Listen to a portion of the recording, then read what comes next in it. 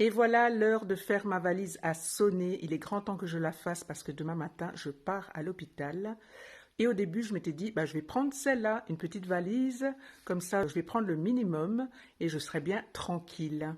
Puis j'ai préparé mes affaires et ça a donné ça. On est d'accord que tout ça ne va pas rentrer dans ma valise, hein. Alors, au grand mot, les grands moyens, je vais chercher l'artillerie lourde. Bon, aller en vacances ou aller à l'hôpital, il y a un point commun, c'est qu'il faut faire sa valise, n'est-ce pas? Mais il y a un départ pour lequel on est plus enchanté que l'autre. Au moment de faire la valise pour l'hôpital, je ne sais pas toi, mais moi, je ne sais jamais ce qu'il faut mettre dedans. J'ai peur de prendre trop, j'ai peur de ne pas prendre assez. Et comme cette fois-ci, je serai hospitalisée assez loin de chez moi, c'est pas comme si je pouvais téléphoner à un de mes enfants comme d'habitude et dire va me chercher dans l'armoire ceci, cela, ramène-le-moi et hop, 20 minutes plus tard, elle était là. Non, là, je serai pas tout près. Donc, j'essaie de penser au maximum et on va voir, on va se débrouiller avec ce qu'il y aura de toute façon. Ne sachant pas exactement combien de temps que je vais rester, le minimum c'est 3 jours. Donc, c'est ce qu'on m'a dit, 2, 3 jours si ça se passe bien. Mais bon, personne n'est pas l'autre.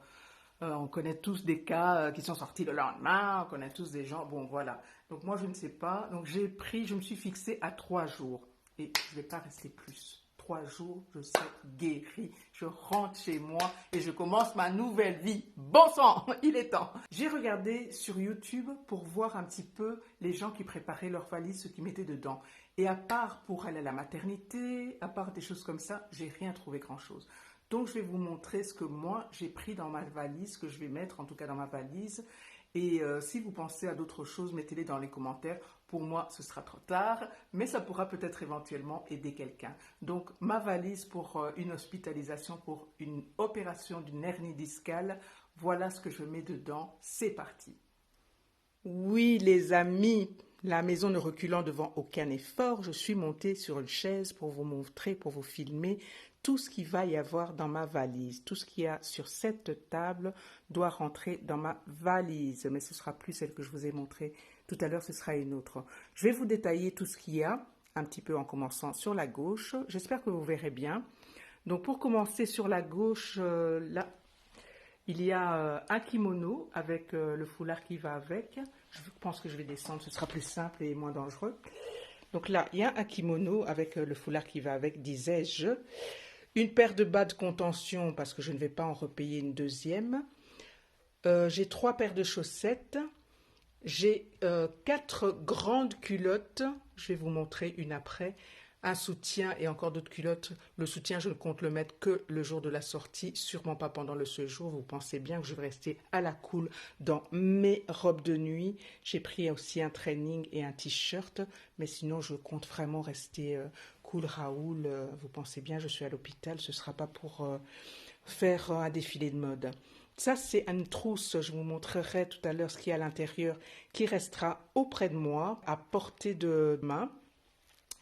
Ça, essuie-gants de toilette qui iront dans la salle de bain, avec ceci qui ira dans la salle de bain aussi. Ça, c'est une glacière avec 2, 3 petites choses qu'il y aura dedans et que je ne vous montrerai pas. Alors, un plaid, je prends toujours un plaid quand je vais à l'hôpital parce qu'il y a des moments pendant la nuit où j'ai froid.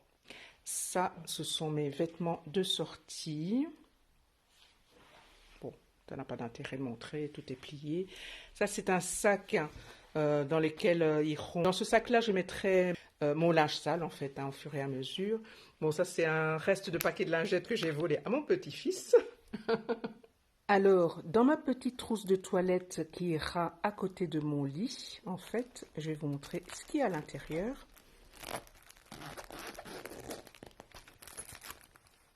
Donc, à l'intérieur, j'ai mis. Donc, ça, c'est ce qu'il y aura près de moi, près de mon lit. Parce que je ne vais pas me mobiliser facilement au départ. Donc, 2 masques que ma fille a trouvés chez Action. Elle dit que ce sont des masques de détente à mettre avant de s'endormir. Elle met ça quand elle se dit qu'elle va se coucher, au moment où elle va s'endormir. C'est apparemment reposant, rafraîchissant. Enfin bref, ça fait un effet qui se coule. On verra, je vais essayer, je vous en dirai les nouvelles si j'en ai besoin. Alors dans mon petit sac, il y a un éventail obligé pour les bouffées de chaleur. Un éventail. Alors, il y a un paquet de mouchoirs, un sac poubelle. Ça, c'est un spray d'eau, hein, obligé aussi avec les bouffées de chaleur. Celles qui savent comprennent. Mon peigne. Ça, c'est pour un gommage à lèvres, hein, parce que moi, j'évite les lèvres très sèches. Donc, à l'hôpital, j'aime bien prendre ça. Et bien sûr, le beurre de cacao pour aller avec. Ça, c'est une petite crème hydratante. Voilà. Ça, c'est des petites crèmes qu'on a dans les hôtels et tout ça. Moi, je récupère toujours et je m'en sers quand je pars en week-end, dans ce week-end spécial. Alors, un premier nécessaire de maquillage, mais c'est vraiment pour dire d'avoir quelque chose, parce que vous pensez bien que j'aurais autre chose à penser qu'à me maquiller. Bon, il y a un coupe-ongle, il y a un gloss, un mascara, encore un gloss, un crayon, et voilà. Une pince à épiler, merci, voilà. Un petit parfum, bon, je compte pas non plus m'en servir. Je suis dans une chambre à 2 lits en plus, donc je ne vais pas incommoder ma voisine de chambre. J'espère qu'elle aura le même égard pour moi. Et voilà, ça c'est un petit miroir. Donc voilà, tout ça ira dans la petite trousse ici.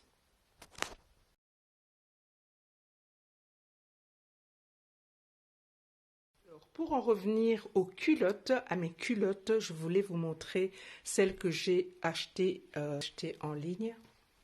Ce sont des grandes culottes. Je sais, elles sont très grandes. Elles sont surtout très hautes.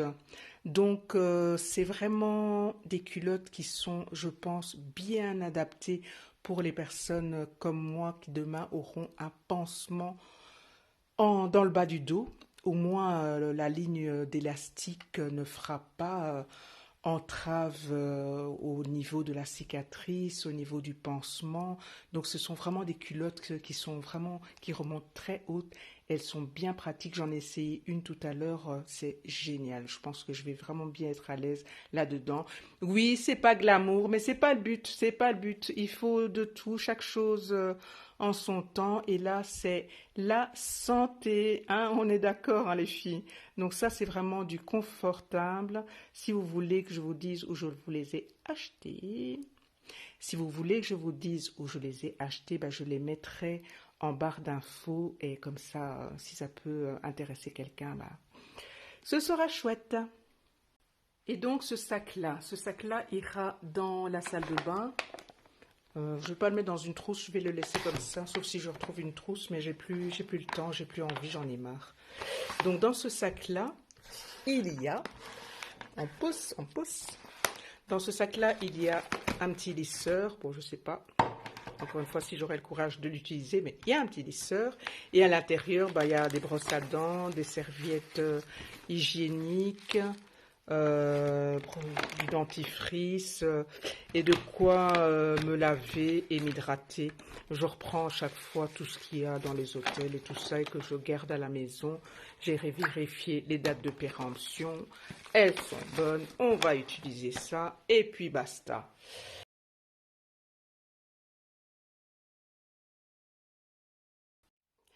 On continue. Alors, moi, je vous conseille pour passer le temps donc de prendre soit un livre, soit vos GSM, PC, avoir de quoi regarder la télévision, ou bien bon, moi en général, je regarde, je joue beaucoup au Scrabble, ou bien je regarde des vidéos sur YouTube. J'espère que le Wi-Fi sera bon. Donc, de toute façon, pour tout ce qui concerne GSM, AirPods ou des écouteurs pour ne pas déranger la voisine, puisque dans mon cas j'ai une chambre double. Les chargeurs, veillez toujours à ce qu'ils soient assez longs parce que vous ne savez pas où sera la prise, elle ne sera peut-être pas si accessible que ça. Donc un long chargeur, c'est très bien. C'est un autre chargeur. Et alors ça, c'est des petits pouces avec un autocollant à l'arrière que vous collez sur votre table de nuit, par exemple, ou le meuble qui se trouve près de vous, et vous mettez à l'intérieur le chargeur. Hop, oui. Vous mettez l'histoire-ci. J'essaie de vous montrer, hein, mais bon. comme ça, et comme ça c'est tout près de vous, et ça ne s'envole pas dans tous les sens. Voilà, j'ai pris un bout. Et voilà, ma valise est enfin terminée. Il ne me reste plus qu'à mettre dedans mon peignoir qui n'est pas encore sec. Je le mettrai demain matin. Je me suis fait un pense-bête. J'ai mis à l'intérieur une paire de pantoufles, évidemment. Et regardez qui aimerait bien venir avec moi. Mon petit chat. Voilà. Et pour ceux qui auront suivi la liste que je ferai, que je mettrai par écrit, n'oubliez surtout pas de prendre évidemment votre sac à main le jour même, le jour du départ, avec vos papiers d'identité, d'éventuels documents demandés par l'hôpital. Moi, ce n'était pas mon cas. Ne pas oublier aussi, c'est une liste des médicaments que vous avez l'habitude de prendre à la maison. Moi, je vais même prendre mes médicaments pour ne pas qu'on me facture les mêmes à l'hôpital.